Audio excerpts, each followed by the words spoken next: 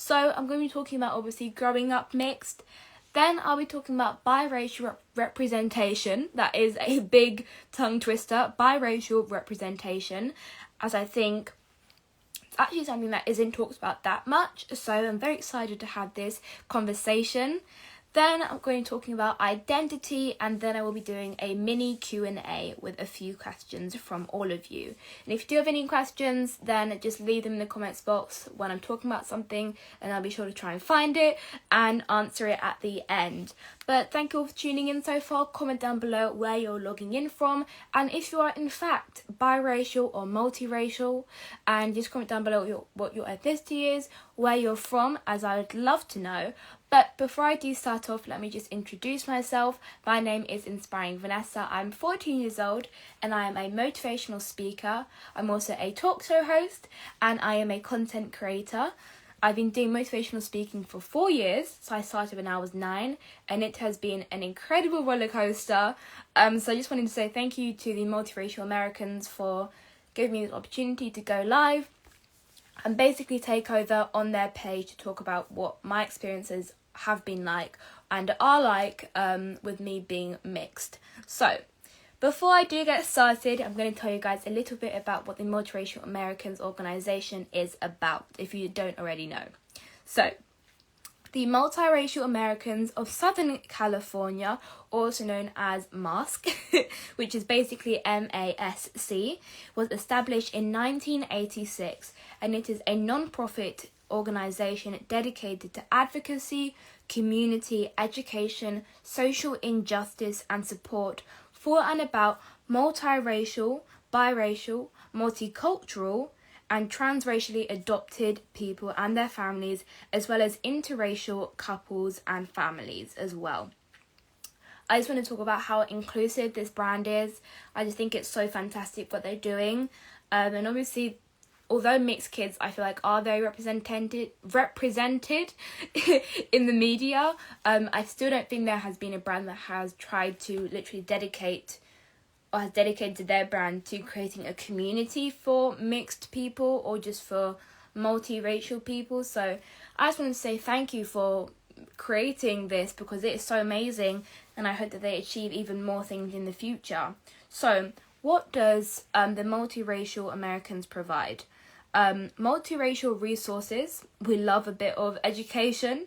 Then we have networking mixers, parenting workshops, which I think is super effective because I feel like a lot of parents want to have mixed kids because they look cute or they look pretty, but they don't know how to raise them in terms of how to educate them on both sides of their family, meaning you need to embrace both of their cultures, and that takes a lot of responsibility almost for that parent. So I think parenting workshops for multiracial or biracial kids or parents who have biracial kids is extremely important and crucial. Then they have educational seminars, social activism, community action, and art, film and literature and musical events. So this is the part that I'm very excited to share with you. Their community reach is 2 million media impressions. Can we just give a little clap in the comments? Just comment down below this emoji. So I know that you guys are proud of this brand just as much as I am. Over 10,000 social networking site users, and there has been 25 years of dedication to better cross-cultural communication, and this is the only one organisation servicing the multiracial community for over a decade. So it deserves a massive applause in the comments. Thank you all so much for commenting. But that is a little bit about what this brand is about. So now we're going to move on to my first part of this interview live. And it is basically Growing Up Mixed, which is the title of this. So growing up mixed, or growing up as a mixed kid, I think comes with a lot of pros and cons. There are obviously massive advantages and also some disadvantages, which I believe does come with everything, unfortunately. So I would say some pros. As me growing up in primary school, I would say it's me having a different complexion or a unique complexion compared to my other classmates, because people in my class were basically just white, or they were black, or they were Asian. So my complexion was just kind of a little bit confusing to people, being like, well, how come your skin is kind of like a milk chocolate type of... I know it's very weird to kind of name your skin colour with foods, but that's just what people have been saying to me. Oh my gosh, your skin colour is kind of like a caramel cappuccino, and I'm just like, okay, whatever you want to call my unique complexion, but that is okay, whatever you want to do. I'd obviously say too that my hair was a massive part of me growing up. I think it still is. I still am growing up, but I think my curly hair is definitely something that made me stand out and made a lot of people kind of confused but also very intrigued. My hair was much longer, just to add, like, it was here when I was younger. I don't know what happened. Probably just shrinkage, a very big curly girl struggle, unfortunately, but my hair was really long. So for me to be I think the second to first person in my class who had the longest hair and also had curly hair, a lot of people just wanted to touch it all the time. I think this happens with anyone who has curly hair or kinky or afro hair. People just want to touch it. To be honest, it was a little bit annoying at first because I just like, kind of hands off, you need to ask me first. But I think I just kind of learned to almost appreciate it because it is very different to what other people see. But I think I just really started to appreciate it. So everyone's touching my hair and I'm just like, just kind of feeling a little bit pampered. So I think that was definitely the two main highlights or the things that I remember the most vividly out of my childhood or my primary school moments growing up as a mixed kid. Now on to the cons. Unfortunately, negatives do have positives. Wait, actually, no, that's not unfortunate, that is fortunate. But unfortunately, positives do still have negatives, is what I was meant to say. That makes more sense. But some cons, however, I would say is a lot of very weird phrases I would be getting. When I was younger, a lot of weird phrases, I still get them now, or just things that people say to you because you look a different way compared to other people. I'd say one of the biggest kind of annoying things to me, or the biggest struggle, was people not understanding or knowing what being biracial or being mixed means. So I would have to try and explain this to people and being like, well, actually, I'm mixed race, so my parents are from two different places. And it was a little bit annoying. I would only say that because some parents weren't educating their kids on what kind of races there are or what kind of ethnicities people can have. So I think it was a little bit frustrating for me to kind of keep explaining myself and who I am as a person when it shouldn't even matter at first. Like, why do you need to know so much about me? I'm just a human, I'm just a girl, I'm just trying to do my schoolwork and do my homework, and you guys are here asking me, where are you from? What does biracial mean? So I think that was one of the biggest things for me growing up as a child. One of the more offensive things I would have heard was about my appearance compared to my mum. So when all the kids would be picked up, people would come up to me and be like, Vanessa, is that your mum? And I'd be like, yeah, it's my mummy. And then they would be like, but you guys don't look alike at all. That can't be your mum. You're not the same skin colour. You don't look alike. I think it was just really offensive because obviously I knew she was my mum. I didn't realise that appearance had to matter at first. But I did start to realise that a lot of, obviously, the kids who weren't mixed obviously did have parents who looked the same or had the same complexion. So whenever I would see a black woman, I would think that she had to marry a black guy so that they had a black baby. There can't be any mix in between. My mum always says that we do look alike. People tell us we do look alike. So it doesn't matter the skin difference or the hair difference. We still are mother and daughter. So it really doesn't matter the race difference. I don't think obviously it's not a problem. So I think that was one of the most annoying things or upsetting things I had to hear when I was younger. People telling me that my mum wasn't my mum when obviously I literally grew up with her. She is my mum. So I think that was the most offensive thing I would have heard. Being like, oh, you don't look like your mum. But if I don't have to look like her for her to be my mum or for me to be her daughter. So that is one of the biggest cons, I would say, growing up as a mixed kid. But speaking of my mum is a single parent. She is white, my dad is black, my mum is from Czech Republic, and my dad is from Ghana. So because I basically just grew up with my mum, we would always be going to her home country, which is Czech Republic. So everyone, I wouldn't say everyone, but like literally the majority population in Czech Republic is white Europeans. So I am the only person of colour in my mum's side of the family. So I don't think I realised it growing up. I don't think I realised it until I started growing up and starting to kind of get an understanding of what the world was like. Because at first I'm just like, you're my grandma, you're my auntie, you're my uncle. I wasn't like, oh, you're my white uncle and I'm your mixed niece or whatever it is. I didn't think of it like that because, as I usually say, kids don't see colour. Kids aren't born racist. They're not born homophobic, Islamophobic, misogynistic, whatever you want to call it. But that is, I think, the most vivid thing I can remember growing up. Whenever we just go back to my mum's home country, because unfortunately there have been times where I have felt a little bit uncomfortable when we're walking around in Prague, because obviously me being from London, I grew up where this is like one of the most diverse places. So whenever you go into London, you see all different ethnicities or races just walking around. So when I went to Czech Republic and I started to get older, obviously, and understanding what it was like, it made me a little bit uncomfortable because people would kind of look at me differently or give me a bit of a weird stare. And it's like, what's wrong? Like, is there an issue here? I'm just kind of trying to enjoy my day as everyone else is. Or if I have to sit next to someone on the bus or on the tube, they just kind of shuffle a little bit. It's like, are you scared of me? Like, I just didn't understand it.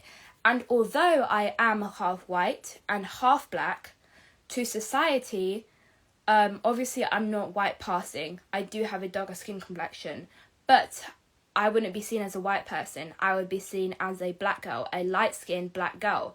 So to other people, that's the first thing they think of me. So I think it is a very big case amongst childhood being a biracial person. It's very much about the lack of education that people know about being mixed. That's the most simple way I can say it. It's just a lack of education. People don't understand it sometimes. People are like, oh my gosh, your parents mixed races. It's like, you're exactly where the problem of racism lies. There's nothing wrong with that. Love is love. Doesn't matter the colour of your skin. So I think that's the most important thing that I have learned growing up as a mixed kid. That is just usually the case, a lack of education, unfortunately, when I've kind of come across people speaking to me or just looking at me weirdly.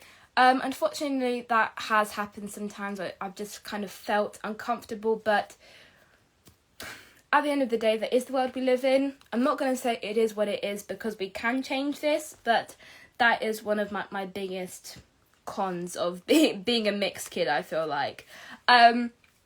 Another thing that I would mention about growing up mixed is because like when we went on holiday and it wasn't to a place that we haven't been before, it would be going back to Czech Republic and seeing my grandma, seeing my auntie, seeing my uncles.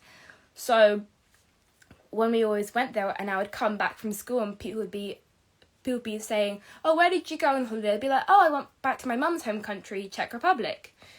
And they'd be like, again? And I think that kind of stereotype of being whitewashed came up of me because I knew so much about the Czech culture, and because obviously I'm not with, like, my parents aren't together, that I'm not with my dad 24/7, that people would think or mistake that as I wasn't educated about my own culture, or that I wasn't embracing it properly. So this stereotype, I think a lot of mixed kids can relate to. It's either you're whitewashed, or you're trying to act black, or you're ghetto. I think this is a really big thing that we need to talk about more often, because just because somebody is black, somebody is a person of colour, and they are articulate or they can speak good English, that doesn't mean they're whitewashed. And for you to be like, oh my gosh, you're actually really articulate, that is a backhanded compliment because you thought they were going to sound differently, if that makes sense. Or if I speak out about something, or if I'm loud, which I am loud, people see that as a black characteristic. Be like, oh my gosh, her black side is coming out now. if that makes sense. I think that really does make sense, but just want to check with you guys that I'm trying to be simple almost, even though I'm still trying to go into depth about this. But it's just like, why would I be acting ghetto? Why would I be trying to act white if I'm both? That's just the kind of logic I don't really understand most of the time. But that's one of the biggest things that I think mixed kids have to go through, trying to be stereotyped into one group or the other, when actually you're literally a mix of both, or a mix of 4 or 3, whatever it is, if you're multiracial. So that is the most annoying thing, for people to stereotype me into different almost categories. So it is extremely offensive, to be honest, these stereotypes. So hopefully we can try and change that amongst the mixed community, or amongst other people reacting to mixed people. So now I'm going to move on to biracial representation. Now this is actually a very confusing, a little bit of a confusing topic, so I'm going to try and explain it as clearly as I can. But I would say that in the media, mixed race kids are represented. I don't know, I keep adding something at the end of this word, but I think that mixed kids are represented in the media, but not for the right reasons, in my opinion. Because most of the time, brands, whether it's in film, whether it's in modelling, whether it's in, I don't even know, presenting, TV, whatever industry it's in, producers or agencies are always looking to make their brand more diverse. Which, let's just identify the word diverse for a second. If people are asking for you to become more diverse, become a more diverse brand, you don't just have 5 white girls and 1 mixed race girl and suddenly your brand becomes diverse. Suddenly you have a diverse group of models. It's not how it works. That's not how it works. You need to have a majority of people who are from different ethnic backgrounds or from different ethnic minorities. You can't just pick and choose what type of mixed race person or what type of diverse person you want to have. And that's the part that annoys me the most about this, because agencies or producers are always looking for this ideal type of mixed person. So that is what I'm going to talk about today. So I would say the ideal mixed person is that they can't be too light, because then they look white or they white pass, which means their brand doesn't look diverse. But they also can't be too dark or have a darker complexion, because society sees that as undesirable. Now, I don't know why, but this is absolutely absurd, because dark-skinned women, dark-skinned men too, are absolutely stunning. So I don't know who created the stereotype or this rumour, because dark-skinned people are just gorgeous in general. So I don't know who made this rumour. If you put a dark-skinned woman on a billboard, everybody will be taking photos of it because she's stunning. They won't be being like, oh my gosh, I don't really like her, has she got like dirt on her skin? Whatever it is, people aren't going to think of that, because they're actually so sick and tired of just the industry not representing different shades of just diversity in general. And that's also a really big issue, I think, amongst mixed kids. I wouldn't say racism is the biggest issue amongst mixed race people. I think it's colorism, because the lighter your skin is, the more ideal you are. The darker your skin is, the more undesirable you are. And this is the exact stereotype that we have to try and change as much as we can. And by trying to change that, we need to talk about it more often. Especially with mixed kids. Mixed kids come with all different shapes and sizes.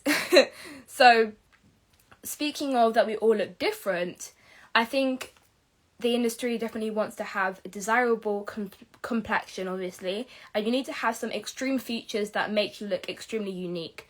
So, for example, they're looking for the one girl that is having blue eyes, a nice complexion, and a ginger or a blonde afro. Now, yes, there are kids out there and they're absolutely stunning and breathtaking to look at, but that's telling me that my appearance as a mixed race kid, which is obviously different to these other kids, isn't valid. And I feel like that has made me very insecure as a person, kind of looking at the modelling industry, that I need to look a certain way or have certain features to be beautiful or to be booked for something, which is clearly not the case. So the message I'm trying to tell you guys is every type of mixed person is valid. It doesn't matter if the media is showing one type of mixed person. Your appearance, the way you are, your ethnicity, your identity is extremely important and valid no matter what you look like or who you look like. So that is the biggest thing for me. So it doesn't matter the hair texture you have, the type of complexion you have, you are still valid as a different person who has a completely different look to you. So that is the most important thing I'm trying to talk about with biracial representation. Mixed kids are represented, but not the mixed kids that are just right in the middle. That's how I describe myself. I was feeling insecure because I was seeing all these gorgeous mixed kids in front of me and being like, well, that means I'm not going to get booked because I don't have that really unique look that people are looking for. I only have brown eyes. I only have just brown curly hair. What is there anything different that I have to appreciate that other brands are going to appreciate about me too? Which is sad, but that I think hopefully that other kids feel like that. So I'm not left out on this one, but I think that is quite relatable for other kids, that you almost feel insecure about yourself because other mixed kids are getting more represented or more appreciation and love because of that. So, someone commented, I think mixed girls get booked more, which sucks for our darker brothers and sisters. This is exactly what I'm saying. As a mixed kid, you would probably expect me to be like, oh, it's okay, that's a good thing that mixed kids are getting represented. It is a good thing. However, you can still have a mixed kid do a campaign as well as a dark-skinned person do a campaign. This is exactly what we're trying to get brands to do. Not just pick and choose who you want to pick, because then that's trying to tell us what kind of person you see as beautiful or who you see as ideal or pleasing to look at. So thank you for commenting that as well, Charlotte H. Wright. Thank you for commenting that. So I think that made me very insecure because I didn't look like the favoured mixed kid. So that kind of brings me on to my next point, which is identity. I would say biracial identity or just identity in general. I think identity also is quite a difficult subject to talk about because you can identify yourself or express your identity in unlimited different ways. Whatever you want to do, that's going to show who you are as a person, and your personality is going to shine through whoever that or however that is.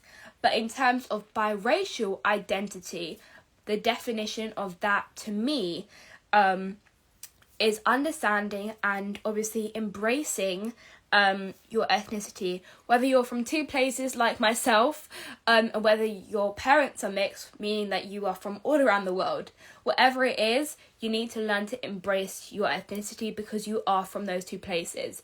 You represent those two places or those 4 places whenever you go around. If someone asks you where you're from, I don't think they're asking for your nationality, they're asking for your ethnicity.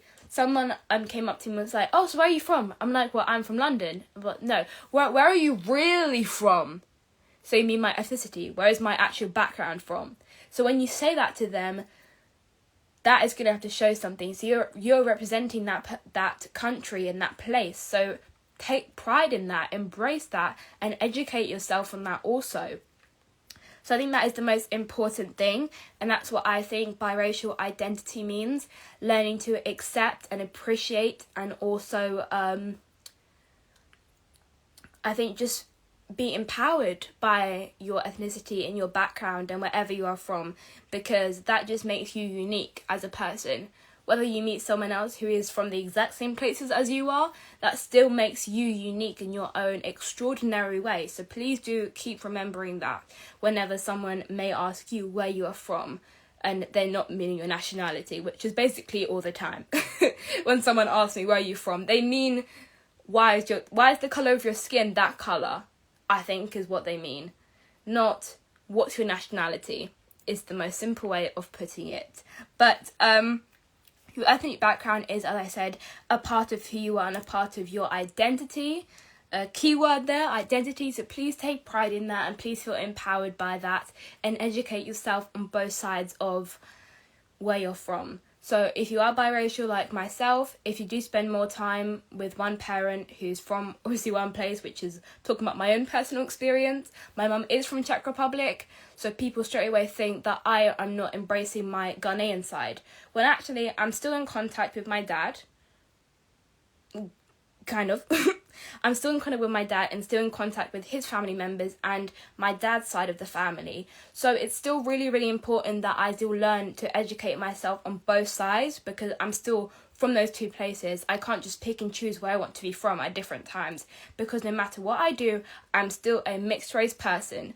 So I still need to appreciate and treat both sides as equally and as importantly. And this is the key word. This is my key point in identity. Please treat them equally as important as each other. Don't think that one is better than the other because that is exactly where the problem lies. This is I think, good example. So, for example, I'm 1,000%, even 1,000,000,000% for Black Lives Matter. That's only because I think that the oppression that Black people have to go through on a daily basis, they feel that they have to walk out of their house and feel that they're going to be shot down and this is going to be their last day on earth because of racism and police brutality, that makes my blood boil. Reading their names, reading the injustice and having to sign petitions because our world still hasn't changed for decades and centuries, that makes my blood boil. That makes me angry, that makes me upset. But that's not, I don't support Black Lives Matter only because I'm mixed. That's what I'm trying to say. I'm not going to say I support Black Lives Matter because I'm mixed, because unfortunately there are people of colour, Black people, mixed race kids who may support Blue Lives Matter, which, by the way, does not exist. You can't say that someone's job matters because they can take their uniform off. Black people can't take their skin off. That is permanent to them. Uniform, you have the choice. Black people didn't have the choice to be black. They were born with that and they have to carry that around for the rest of their life. And that is seen as a threat to other people. But people of colour some people of colour, still support Blue Lives Matter or still justify their death saying that they weren't innocent or that they could have pulled out something or that they were resisting the arrest. Some people of colour are still unfortunately like that. They still support the wrong things. They're still supporting racism, although they literally are black. They're not supporting their own culture, which I don't understand. I don't understand the logic behind it. But please do remember that despite the colour of someone's skin, they can still be disagreeing to what they are. So a white person can still support Black Lives Matter. For example, my mum, obviously. But it doesn't matter the colour of your skin because you can still be anti yourself, which is really confusing. But they can still not like something that is still part of who they are as people. They feel disconnected to their own community. They feel disconnected to their own community that they feel the need to almost disagree with it and what they believe in. So please do remember that despite the colour of someone's skin, they still may not support something that still includes them and they are a part of that majority in that community. So please do remember that.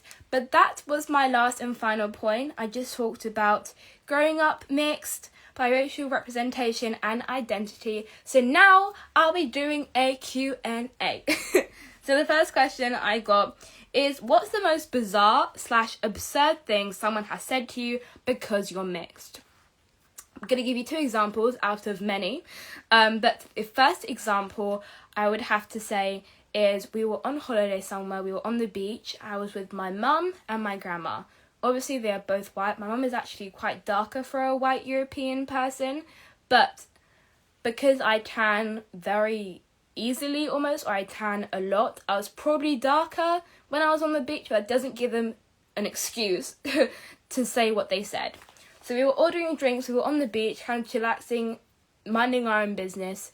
And the person who was giving us drinks, not like alcoholic drinks, by the way, like like Sprite or something. If that sounded wrong, then I do apologize. But they were giving us the drinks, and the waiter, or the guy who was basically we were ordering it from, he was coming up and he was like, "Oh," and he pointed to me and he pointed to my mum, and he said, "Oh, is that your daughter?" And my mum was like, "Yeah." And my grandma was kind of confused because she speaks Czech. She doesn't speak English. She was like, "What is going on?" But I was kind of looking at him and I felt really uncomfortable. And my mum was like, "Yeah, that is my mum." And he was like, "Oh, you guys just don't look alike." He said different skin colour. I do remember. He literally pointed to his skin. And then he pointed at us and he said, "Different skin colour." He pointed. Yes, he pointed. My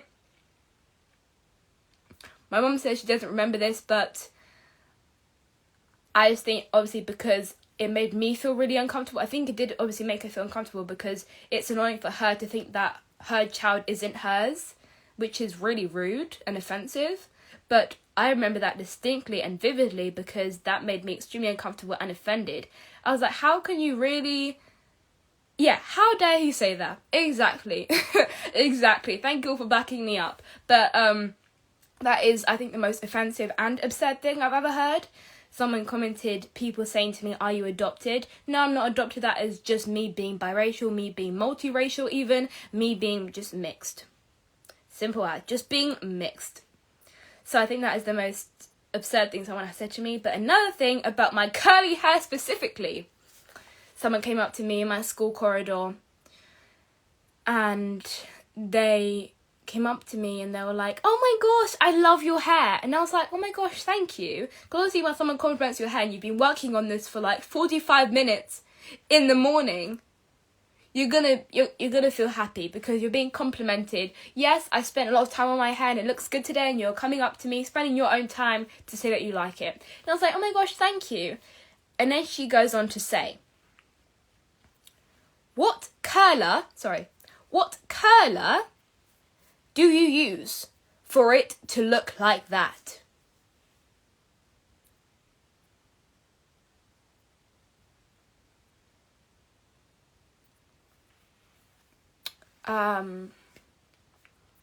No comment on that one. I just kind of looked at her and I just went, "My hair is naturally curly." And she was like, "Oh, okay." She just walked away. I was gobsmacked. I had no words. I just didn't understand the ignorance. I didn't understand the logic behind this. How can you think that... Do you think heat can really go and do this? Do you think I spend hours and hours in the morning having a curler and curling my hair to look like this? When you curl your hair, it doesn't even bounce like this. It's called natural.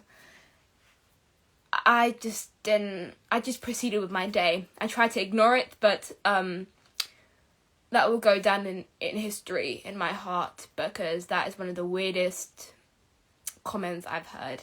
But yeah, those are one of the most absurd things that have happened to me and I've experienced while being mixed.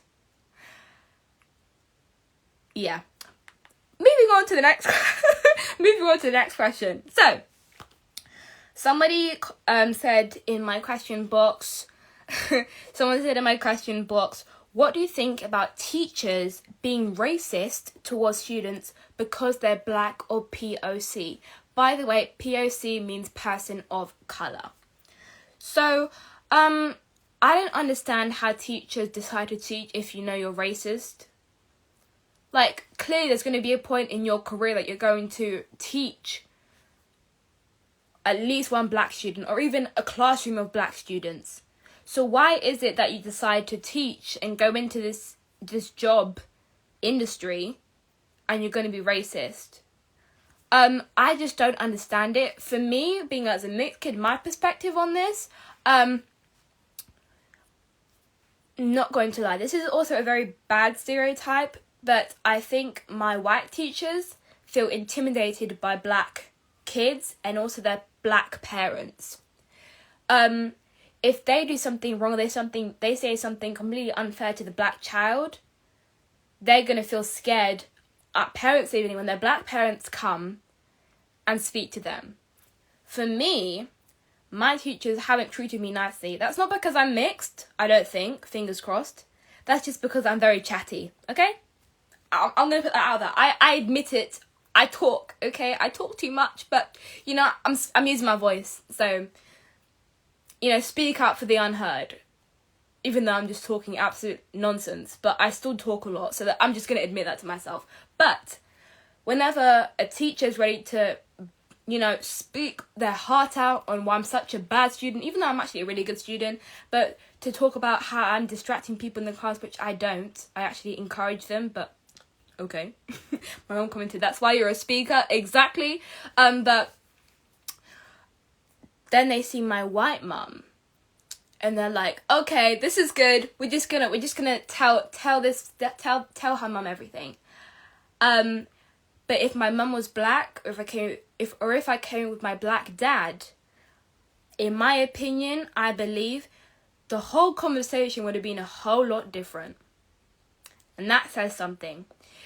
If my mum was black and I came in, she would have been telling me her handwriting is amazing, her book is amazing, she works super hard, she doesn't even talk in the classroom, she encourages the other students, she's one of the best students I've ever had. That's how I believe the conversation would have gone, because they are almost intimidated by the black parents. That's all I have to say. But otherwise, if someone is racist, just don't go and do teaching, because that's one of the places where you speak to other people. So why are you going to be teaching kids racism almost? Or teaching kids things from a racist point of view, if that makes sense. Like, that's just not something you should be doing. It's the same if you want to be a parent, but you're not. But if your child comes out as gay or trans, and you're not going to accept their sexuality or the way they identify themselves, then don't have kids. It's as simple as that. That's what I believe. I think it's the same kind of logic. If you're not a people person, if you're not going to accept people for whoever they are, then just don't go into a job or don't do something that is going to include you being around people all the time. That's the only thing I have to say about that. But otherwise, if you've been treated differently because you are black in front of your teachers, I am so sorry. That is so messed up. Yeah. Always tell, if you do have any black teachers in your school, go and tell them, and fingers crossed they'll do something about it. Go and tell them, and hopefully they can tell your parents, or you tell your parents.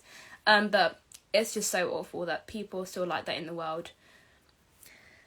Okay, on to the next question. Have you ever had difficulties due to the colour of your skin? As I said, with like the things people have said to me, I don't think I've had a direct racist experience.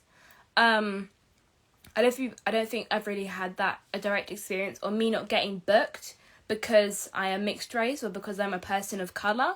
But I don't think I would have. But maybe if my complexion was a little bit darker, I would have. Otherwise, I don't remember any direct experiences I've had, and I'm very grateful that I haven't had those type of experiences. But I know that a lot of other mixed kids who are darker than me have had experiences like that, and it is just so upsetting to me. So that is my answer to the question.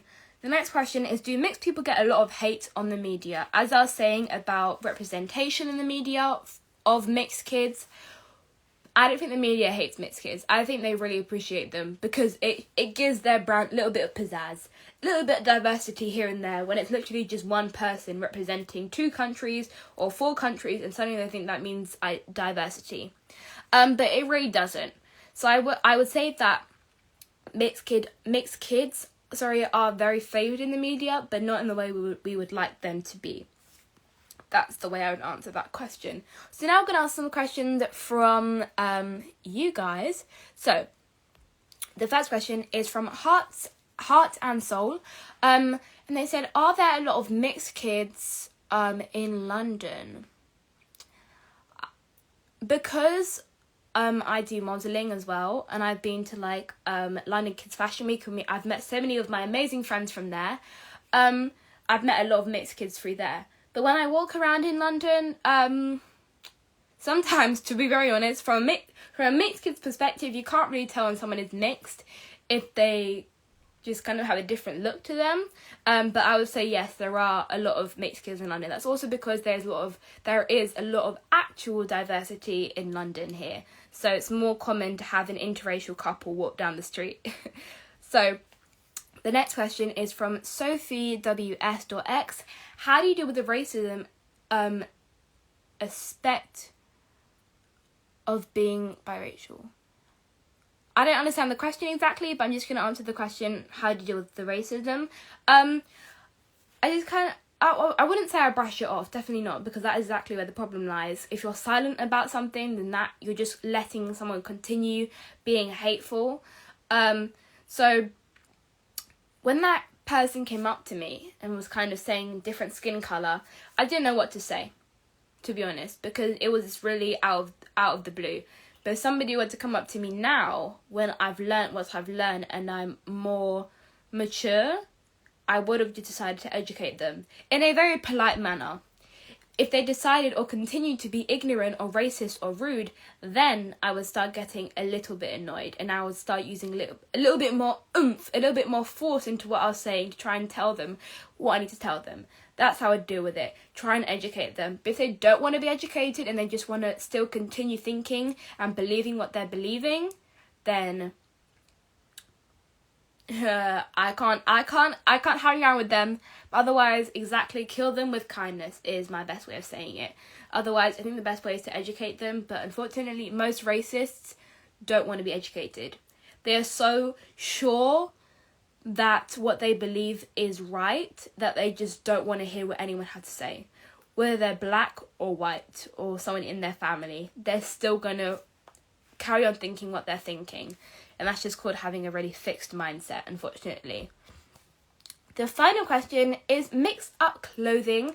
How did you gain your insights into being mixed? Are there books you read?